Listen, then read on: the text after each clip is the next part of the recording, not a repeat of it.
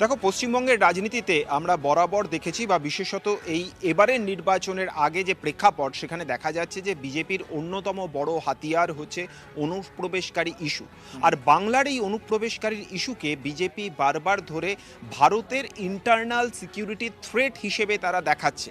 আর ভারত এই মুহূর্তে পশ্চিমবঙ্গের রাজ্যপাল পদে এমন একজন ব্যক্তিকে বসানো হচ্ছে যার গোয়েন্দা বিভাগে কাজ করার অভিজ্ঞতা রয়েছে, যিনি ন্যাশনাল সিকিউরিটি অ্যাডভাইজার অজিত দোভালে জুনিয়র হিসেবে কাজ করে এসেছেন, অর্থাৎ যার দেশের ইন্টারনাল সিকিউরিটি সম্পর্কে বা থ্রেট কোন কোন দিক থেকে আসতে পারে তার সামলানোর ক্ষেত্রে যাবতীয় প্রশাসনিক অভিজ্ঞতা তার রয়েছে। এমন একজন ব্যক্তিকে যখন বসানো হচ্ছে, তখন স্বাভাবিকভাবেই বিজেপি যে বিষয়টির রাজনৈতিক ন্যারেটিভ তৈরি করছে, সেটা যে এবার প্রশাসনিক পদ থেকে বা সাংবিধানিক পদ থেকেও সেই বিষয়টিকে নিয়ে পদক্ষেপ করা হবে, সেই ইঙ্গিত স্পষ্ট। কিন্তু সামনে নির্বাচন রয়েছে, অবশ্যই রাজ্যপালের ভূমিকা সব থেকে গুরুত্বপূর্ণ হবে।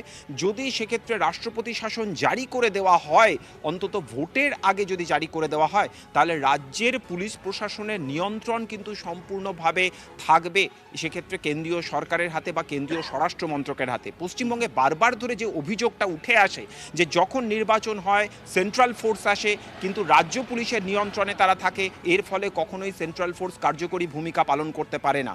কিন্তু যখনই রাষ্ট্রপতি শাসন জারি হয়ে যাবে, তখনই কিন্তু সেন্ট্রাল ফোর্সের ভূমিকা সম্পূর্ণভাবে রাজ্য পুলিশের ভূমিকা সমান্তরাল হয়ে যাবে, অর্থাৎ সমান্তরাল ক্ষমতা তাদের হাতে থাকবে। এই বিষয়গুলো যথেষ্ট গুরুত্বপূর্ণ। কি হবে সেই ছবিটা আমাদের কাছে আরও পরে স্পষ্ট